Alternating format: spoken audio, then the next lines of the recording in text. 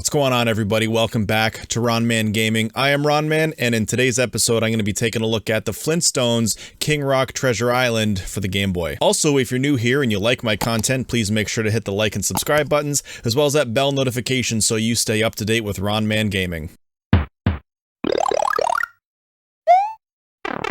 King Rock Treasure Island is an action platformer that was developed and published by Taito for the Game Boy in 1993. The story here is that while Fred is at work, he finds a treasure map. He decides to go off on an adventure to find this treasure because he thinks it would be a great anniversary present for Wilma. And that's the story. We're going on a treasure hunt to get an anniversary present for Wilma. There are a total of 7 levels, 2 of which are auto-scrolling car stages, and yeah, they're actually referred to as car stages. King Rock Treasure Island is a bit of a departure from the other Flintstones games. This time around, Fred does not have his iconic club, nor does he have the ability to climb up ledges. This time, he's equipped with an unlimited number of axes that he can throw in an arc. When Fred hits an enemy with an axe, he'll stun them. Once stunned, Fred can actually use the stunned enemy as a platform. The whole game is centered around this mechanic of stunning enemies and using them as platforms, and it works great. Oftentimes, you'll platform on an enemy for a boost to reach an area to get some items, but in other instances, it's actually necessary to progress through the level. The levels are all quite short and admittedly are not too intricate or challenging, although considering the fact that this game is on the Game Boy, I think that's understandable. That being said, there are secret areas to find, so keep an eye out and don't rush. As far as collectible items are concerned, you can find them by throwing axes at these cans. You'll often see gazoo heads and stone wheels. If you collect 20 gazoo heads, you'll earn a 1-up. The stone wheels add points. Hearts refill 1 hit point, and finding Dino will allow you to ride him until you take damage 1 time. Dino is great and really changes how you tackle the game. Having Dino gives you a much higher jump as well as a long-ranged attack. When you throw axes, they go straight across the whole screen rather than in an arc. As expected, having Dino makes the game much easier, especially the bosses. But don't get me wrong, this game isn't difficult, but there is a bit of a difficulty spike with the final boss. Throughout the game I died once, maybe twice, but the final boss I died like 5 or 6 times. Once you beat the final boss, you'll receive the King Rock treasure, which happens to be a magic wand that has the ability to grant any wish. Fred can wish for absolutely anything, and you know what he wishes for? A big hunk of meat to feed everyone who comes to celebrate their anniversary. Man, he could have wished for anything.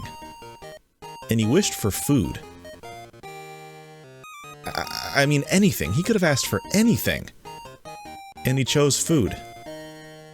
And that's all there really is to say about the Flintstones King Rock Treasure Island. It's a neat little Game Boy title that I would recommend. You can snag a loose cart for $63 Canadian or $46 American. Man, why are these Flintstones games so expensive? If you love the Game Boy and can find this game in the wild for a decent price, definitely pick it up. Anyway, thank you guys so much for watching. Please like and subscribe, and let me know if you found the King Rock Magic Wand. What would you wish for? Leave it down in the comments, and I'll catch you next time.